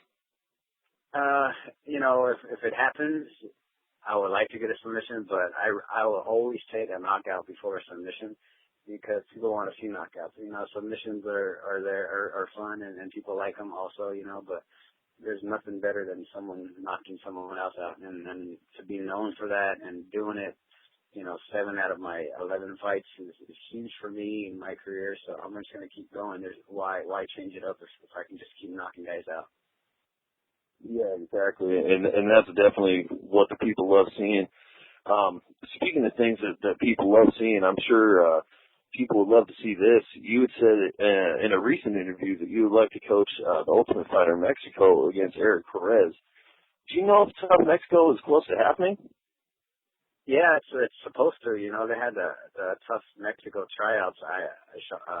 The UFC was over there this year, so I know it's going to happen. It's just a matter of time and where and how. So I'm sure they're going to be looking for coaches, and what better, you know, weight class than to have, you know, myself and Eric Perez is also on a good fight win streak, and you know, he's from Mexico. My dad's from Mexico. You know, I speak Spanish, you know, to my dad and my mother and my family. You know, I would be great, huge for me in my career, and I think it would be a huge fight for me and him. You know, if they show our fights and promote it and maybe, you know, play them on Fuel or whatever, people will see that would be a huge fight for the Hispanic community and the Latino, you know, heritage coming up, and a lot of Mexican American MMA fans, and it's huge in Mexico.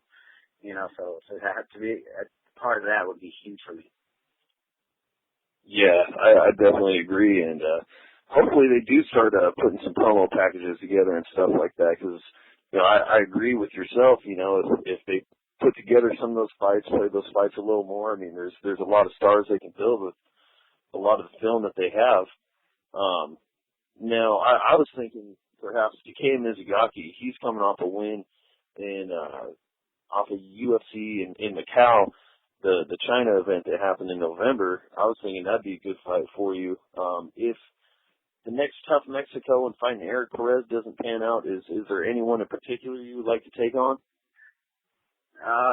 You know, it's honestly, I'd love to fight one of the top bantamweights. You know, anybody who's a top bantamweight, in my opinion, would be huge for me. You know, I think it's time that the UFC does that, and I think it's time. You know, I train for somebody at that caliber who's known, who people love, who people love to see, and to put me against somebody like that, maybe like a Scarlett Jorgensen or Eddie Wyman or, you know, Michael McDonald, like those type of names of the bantamweight, you know, would be huge for me. So, you know, anybody in the top 10 that people know and obviously get more recognition than me, but, you know, it would be huge for me. I definitely showcase my skills and be able to fight these guys and just, you know, be able to, I think I can knock them out also. Oh yeah, and I think there's definitely a lot of good fights out there for you. Well, before we let you go, just one last question. You train out of let's see, it's United Mixed Martial Arts. Yeah, well, that's where I started my career. I'm at CSW now with Josh Barnett and Eric Polson out in Fullerton, California, and I'm also at All In MMA in Buena Park, California, which I do my Muay Thai and my kickboxing, and so I get my wrestling from Josh Barnett and Eric Polson on my jiu-jitsu there with all those guys, and you know, I have my strength and conditioning and body strength out in Brea. So that's my routine right now, and it's been working for me, and I've been with them since. Very cool. Yeah, the results are definitely showing in your fights and inside the octagon. Well, we definitely appreciate you coming on and taking some time to speak with us, Cisco. If you'd like, just take a moment, feel free to shout out any sponsors, training partners, anything like that, and let the fans know where they can follow you on Twitter and Facebook. Yeah, definitely. You know, I want to give my sponsor, MMA Elite Pro Series, Alden over there, who's been taking care of me, you know, and also my gyms at All In MMA in Buena Park, CSW with Coach Eric Polson and Josh Barnett in Fullerton, California. You guys can follow me on Twitter, twitter.com/Cisco Rivera UFC. The same for Facebook. It's Cisco Rivera UFC. You can find me on Twitter and Facebook and Instagram if you guys have Instagram. So that's huge right now. So definitely give me a follow and hope to talk to you guys again soon. Thank you very much for your time today, Cisco. It's been brilliant having you on the show. Thank you. Have a good one, Cisco. Thanks for coming on. You too. Bye. Bye. We are now joined by UFC welterweight, who really should be fighting for the UFC title, but obviously we'll get into that. Johny Hendricks. How's things with you, Johnny? I am doing wonderful. You? Yeah, we're doing very well. We're obviously very pleased to get the opportunity to speak with yourself. Now, obviously, you're coming off your big win over Martin Kampmann at UFC 154, which didn't last very long. You obviously got your hands on him early, and now in a bit of a strange matchup, you're now fighting the guy who Kampmann beat, which is obviously Jake Ellenberger. How do you feel about facing Jake Ellenberger? Well, you know, I wish I wasn't. I wish I was fighting for the title, but you know, fighting Jake Ellenberger is another tough matchup. Just because, you know, he's a lot like the way that he's fighting now. I believe he's going to fight me a lot like GSP will try to. You know, he's a wrestler. He's got heavy hands. So, you know, that's something that the only thing you don't have to worry about with GSP is heavy hands. You know what I'm saying? But you know, this is going to be a good fight for me. You know, it just gives me another chance to improve. You know, now that I know that I'm not getting this fight, I'm looking at it as a positive. And, you know, since I did just knock out the guy that he got TKO'd by, it makes it harder on me. You know what I mean? Because if I go out there and I don't put on a good performance again, you know, did I did I falter somewhere? Did I do this or this? Or what if, now he knows that if he can beat me, maybe that takes off his loss. You know what I'm saying? So it puts a little bit more pressure on me, but I like it. Are you guaranteed a title shot with this win? If you beat Jake Ellenberger, are you guaranteed to get the next shot at the winner of GSP and Diaz? I hope, you know what I mean? I really do. If I don't, I will be extremely, extremely, extremely surprised. You know what I mean? Just because of, if it doesn't happen that way, then I won't know what to do to get the title shot.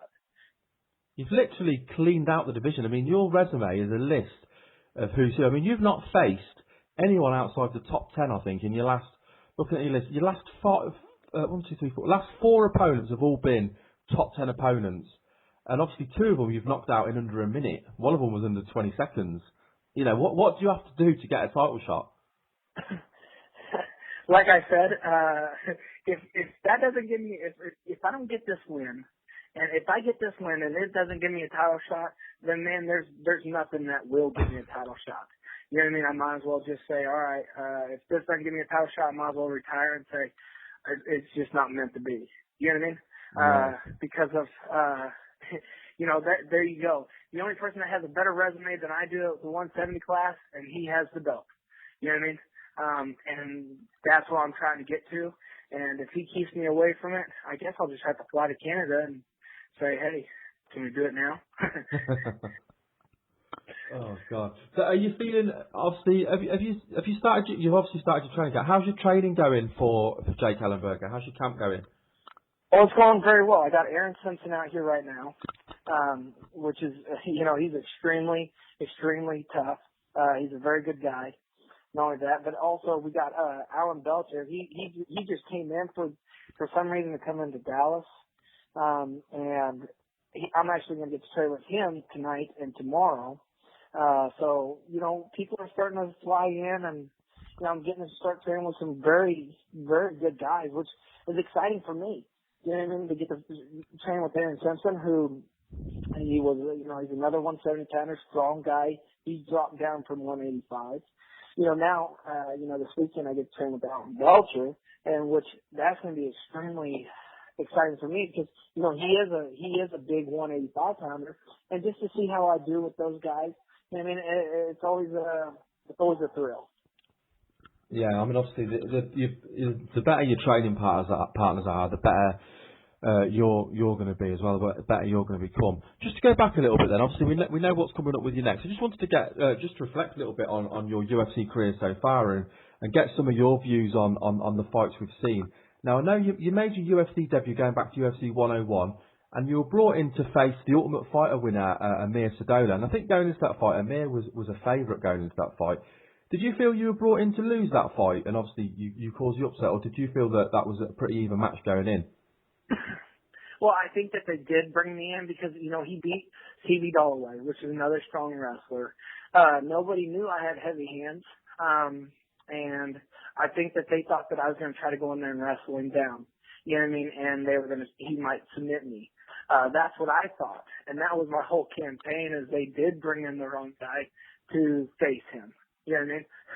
And I look back at it now, and it's funny that to see the kind of faces like that, and to see how your first fight on pay-per-view, first fight ever in the UFC, and to come out with just your hand raised is a defeat in itself.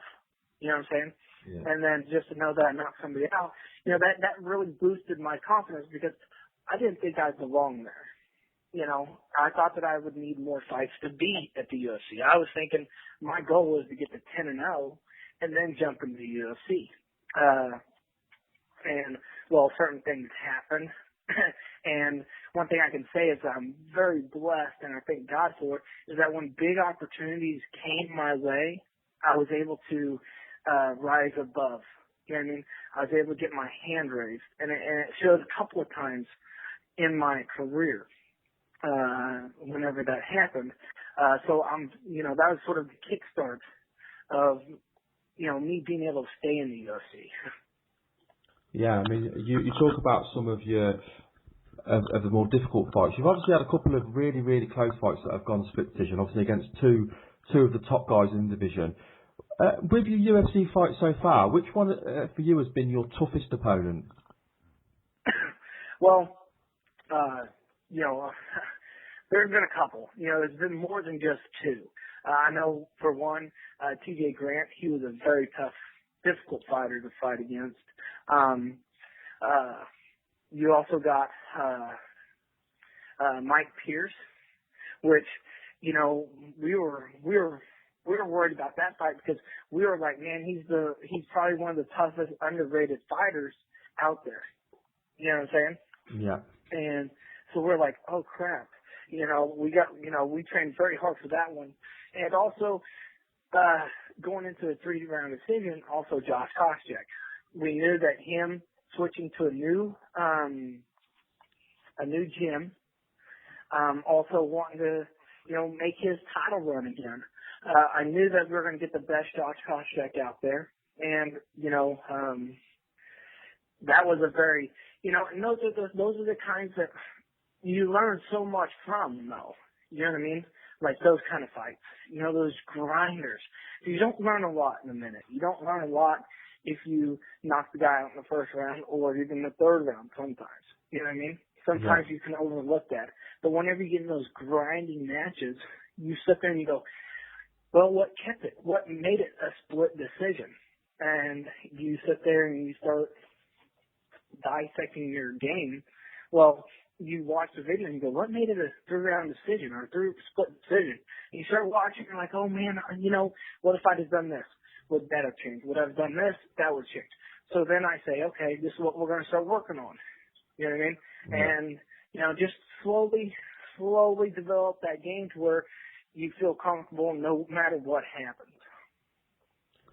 Moving on as well, I've got to talk about the John Fitch fight just because it was such a career-defining moment, really. Because obviously, John Fitch has been, the number 2 guy at welterweight forever. I mean, he's looked dominant against everybody that's not named GSP. I think that's fair to say. And then he comes in against you, and I think a lot of people thought John Fitch was going to take you down and was going to grind you out the way he does.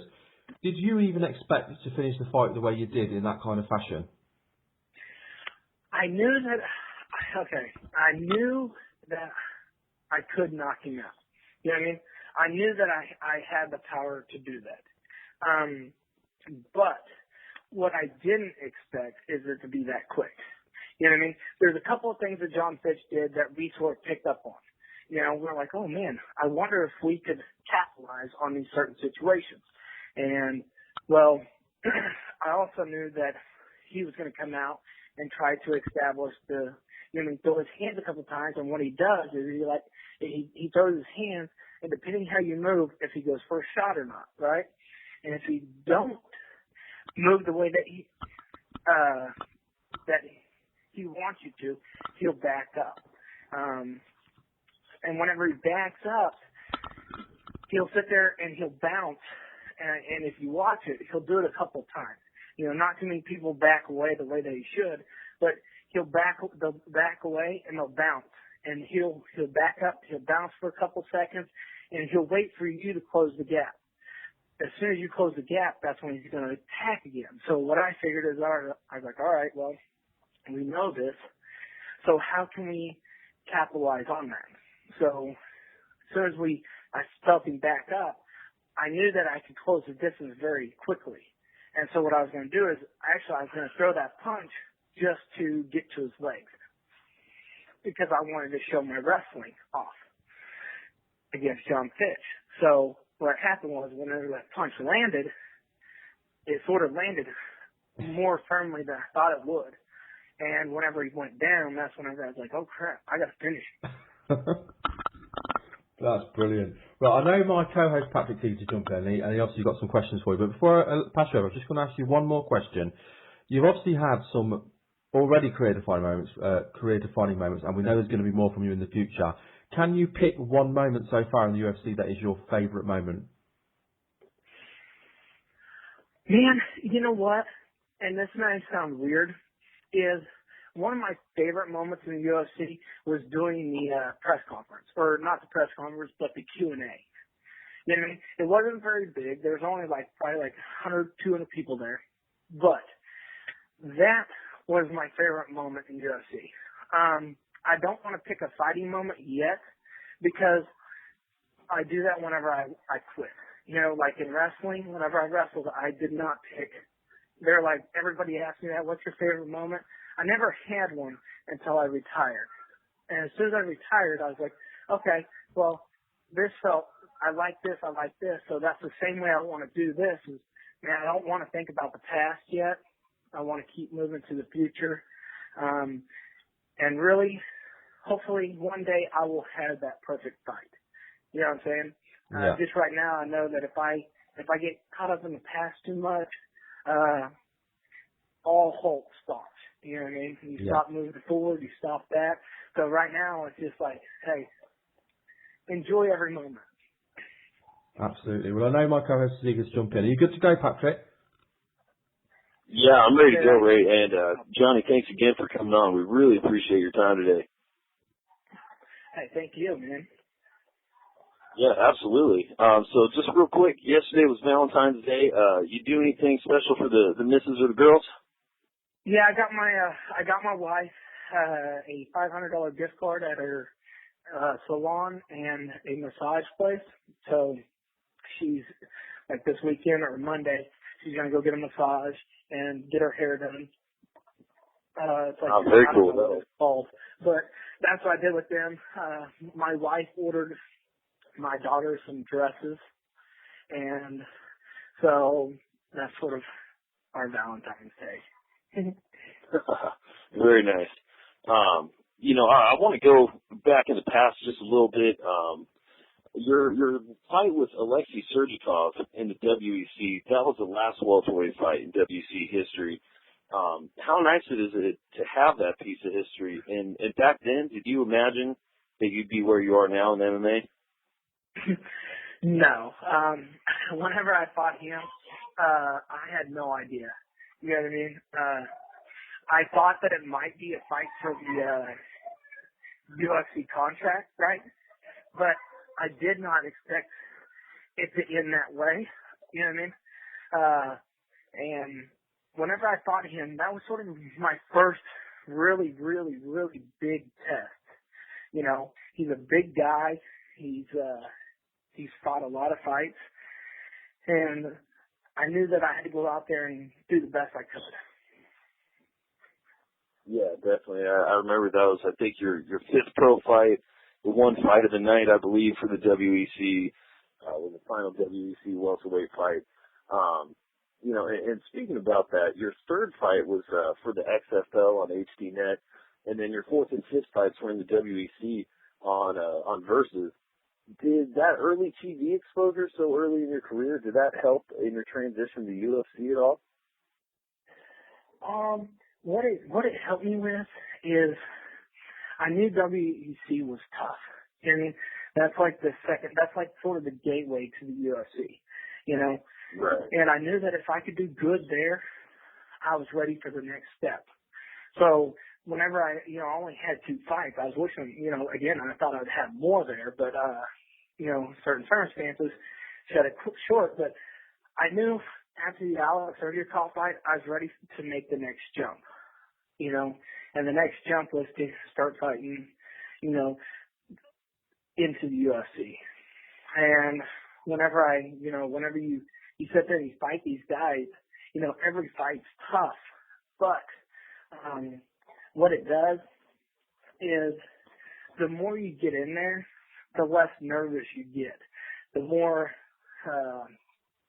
exciting things are. That's one thing that I saw myself is whenever I got into the WEC, my first fight, I was a little nervous. I was like, oh man, this is a bigger show. How am I going to perform in it? More people know about the WEC. And then the first fight happened and you're like, oh man, okay. You just got to get relaxed. And then the second fight, I was like, okay, I got even more relaxed. And so far, every fight I get, I'm more excited to get into the octagon than I am anything else. Awesome. Yeah, that's the kind of thing that can only come with experience, I'd imagine. Now, going forward a little bit, when you fought Rick Story, you were both on 4-fight win streaks in the UFC. You lost it was a very close fight, but you really came back better than ever since, as we've seen in your last 5 fights or so. What adjustments did you make following that lone career loss?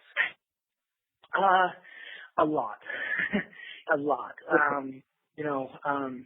For one, the way that we did our training camps. I was like, Mark, we got complacent. You know what I mean? We got satisfied for where we were at.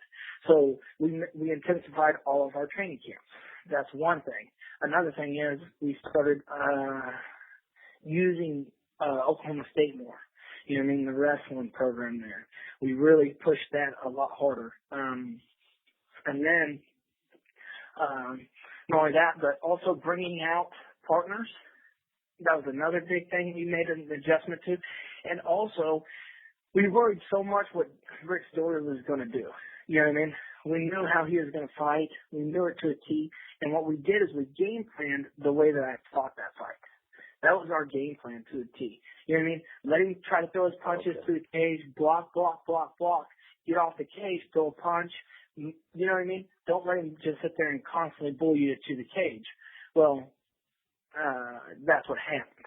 You know what I mean? And so that was something that we, that I put my foot down and said, all right, here's what we're going to do. We're going to watch video, but we're not going to game plan everything to what he does. You know what I'm saying? So what we're going to do is we're going to see what he does. We're going to discuss what he does. But what we're going to do is we're going to capitalize on how we can defeat that. You see what I'm saying? Okay. Definitely. Well, those approaches have certainly been paying dividends, like we've seen. Now, I saw a video of you training for your fight with Josh Koscheck, and your workout was crazy. You want to tell us a little bit about what a common workout is for you and what your training is like with Team Takedown these days? Well, it just depends what day, but right now it's every day starts at noon. I do a 2-hour workout. And what happens is we'll go in there, we'll do some, if it's Monday, we'll split it up. And what we'll do is we'll do an hour jiu-jitsu, and then towards the end we'll roll live, do 2 rounds live, and then we'll do striking for an hour, and then we'll learn some situations, and then we'll go like play sparring, 20%, but we'll work on what we went over that day, and then we go straight into conditioning right after that. So usually by 2:30, 3 o'clock I'm done. I get home, I spend some time with the wife, kids. And then at, 8 o'clock, I'll get back to the gym. We'll either review a little bit of technique, and then we go 6 to 8 rounds live. And what happens is there's always a new guy rotating on me every 5 minutes. Wow. That's pretty intense.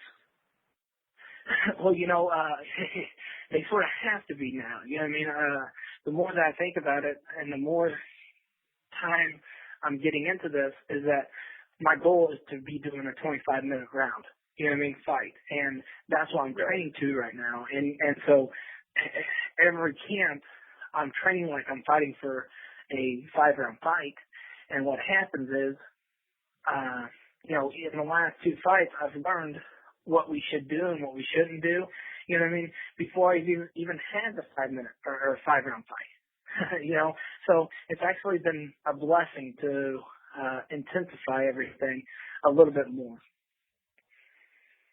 Wow. Well, that's definitely showing through. I mean, God, some of the workouts and stuff I've seen you do in your fights in the cage, the few that have gone the distance, it definitely seems like you've got all the gas in the world. Now, you were on Inside MMA a couple months ago. You were expressing your displeasure with GSP fighting Diaz. Then there was the comments about him thinking Diaz is a true number one contender, which we know you took issue with.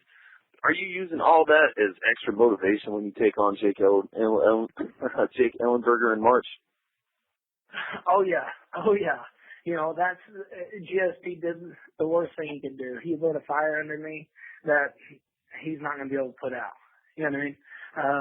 I'm training even harder than I have been for any of my other fights. For him to say that, and to hear how he told everybody that Carlos Condit was the number one contender, that he did beat Nick Diaz, and for him to say that, you know what I mean? It's like, wow. You know what I mean? Okay, if that's the way you want to play it, well, let's play it that way.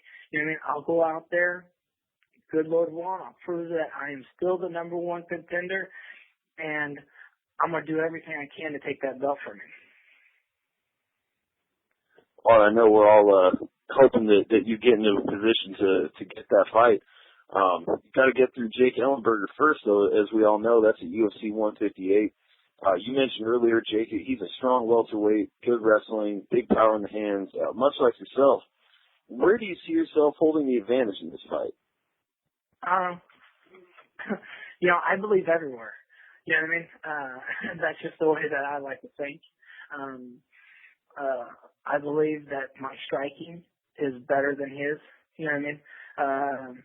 My power, obviously, is better than his. You know what I mean? He rocked Cameron, but I was able to put him out. You know what I'm saying? So, that's a confidence builder in me. Not only that, but, I think my speed's there. You know, just pretty much everywhere that I can think of right now, I believe I'm better. And if you ask Jake Ellenberger, he's probably going to say the exact same thing. You know what I mean? Because I believe that if you give up anything before then, you're already beat. You know what I'm saying? So if I go in there and say, I think he's better here and here and here, then whenever you step out there, you're going to believe that. You know what I mean? And you're not going to fight to your full potential. So what I like to do is I like to say, no, like whenever I fought Campman, everybody said, oh man, he's a good striker. I'm like, no, I don't think he's better than me. You know what I'm saying? Just because I don't want to give up that. I don't want to give up anything to anybody. You know what I'm saying? I want everybody to think, man, this guy doesn't care. I don't care what he's good at. I don't care what anything. Whatever he's good at, I want to try to beat him at that. Hey, and that's a true champion's mentality right there. Definitely the right frame of mind you want to have going into a fight with anybody. And you kind of touched on it a little bit. You and Jake have had some common opponents. Both had drop decisions to Rick Story, but you knocked out Martin Campman in 46 seconds, whereas even though Ellenberger rocked Campman, he ultimately ended up getting knocked out by Martin Campman in the second round. So as a mixed martial artist, do you ever look at things like that going into a fight? No. You know what I mean? And the reason why is because everything's going to be totally different. You know what I mean? I'm southpaw. He was fighting orthodox. So that right there throws a little bit of curveball to Jake Ellenberger. Also, I know that now, now that I've knocked out my second guy under a minute, you think anybody's going to want to stand there and trade? You know what I mean? Even if they do have a good chin, I doubt they're going to want to stand there and trade. So, that's something that I'm playing into my factor as well. All right. Well, if I had to beat myself, how would I beat myself? And that's something that I like to start off every camp with. Doesn't matter who we're fighting. They it's the best way to get yourself prepared for wherever it goes. So if I know I want to fight myself, I want to stay away from the left hand. I'm going to try to push him to the cage, and I'm going to try to take him down. Because nobody's really seen my jiu-jitsu, and nobody's really seen my wrestling. So those are things that I want to try to exploit. Does he have it still? Does he not? So I know this. So if I know this, I know my opponents know this. So that's something that's easy fixable. Very easy to fix. Definitely. Now, tomorrow we got the big UFC on Fuel 7 card in England. Are you going to be watching the fights tomorrow? And if so, are there any ones you're particularly interested in? Yeah, I will be watching it. I forget, man, they all start to run together. I forget who's fighting on this card. I know Dan Henderson's fighting on this card. I always like watching him. Who is he fighting? Yeah, that's next weekend. Yeah, he's taking on Machida. Yeah, this weekend who's this weekend? Yeah, Henan Burrell and Michael McDonald for the bantamweight interim belt, and Dude, I love watching those little guys fight. Man, they're like a little ball of fire. You know what I mean? I always like watching those little guys fight. Man, they're so fast and they're so they're like they can sit there and they can move and get hit and kick. You know what I mean? They're like they're Machida, but they're Clay Guida, but on fair, like a little bit more hyper. You know what I mean? Those guys, I mean, they do everything. So I definitely love watching the Bantam and are they the featherweights? The 130, 133, right? Yeah. Tomorrow's the bantamweight 135 pound title fight. Yeah, so that's all. Yeah, so I'm pretty excited about that. I forgot about that one because Mark was telling me just today. He was like, "There's going to be UFC on tomorrow." I was like, "That's going to be the Dan Henderson." He's like, "No." I was like, "Oh man, who's going to be fighting on?" So I was actually going to come home and see who was on that card, but me and my wife, we had to find out we're having another baby, so I got to find out. Congratulations! Yeah, thank you. Yeah, that's awesome. Well, hey, that kind of leads into my next question. I was just going to ask, we know about you as a wrestler, one of the more accomplished wrestlers in Division I wrestling. We know about you as a mixed martial artist, but is there something people may not know that you want to share about Johny Hendricks, the father and the husband? That's it, that's pretty much all I am. Outside of this house, I'm a fighter. But once I get home, I'm only a dad. I'm only a dad. And right now, like I said, I am having another child, and it looks like it's going to be a girl. So now I'm definitely outnumbered, 4 to 1. So I guess my votes start counting as 5. But man, that's about it. There's nothing more exciting than like I let my daughters go train or go watch me train. I think that's good motivation, not only for me, but just also to let them see what their dad does, what their dad does, and also just to there's nothing more exciting if I'm sitting there doing something and I'm feeling tired and I look over and I see my daughter right there. I'm like, whoa, that's why I'm fighting. That's when I got to push myself that much harder. And, that really, if that doesn't get you motivated, I don't know what will. Yeah, that's beautiful. And, I know that's why the fans love Johny Hendricks. You're brutal inside the cage and definitely a humble guy. Very cool to talk to outside of the cage. And before we let you go, we just want to thank you again for your time. We really appreciate it. And, please feel free to go ahead and shout out any sponsors or your team, or let people know how they can follow you on Facebook and Twitter. Facebook and Twitter is Johny Hendricks. It's at Facebook, on Facebook or at Twitter, Johny Hendricks. And Johnny spelled with one N, N-Y. My sponsors, of course, Echo, Bass Pro, KO Reps, Wild Wings. And those guys right there have been awesome to me. Also, you guys have really made it, a joy too. Is that, just doing interviews, like you said, letting people get to know who we are. That's been a huge blessing, because now we're not only looked as fighters, we're looked as people, you know what I mean? And I think that's really what has separated our sport from anything else, you know. And so you guys getting our names out there, getting us the publicity that we that gives us a good name. That's what it makes it exciting. Well, it's been a real pleasure today, Johnny. We really appreciate you coming on. We were both so excited when we got the interview booked with the opportunity to speak with yourself. So thank you very much for your time today. Hey, thank you guys. Y'all have a wonderful evening, okay?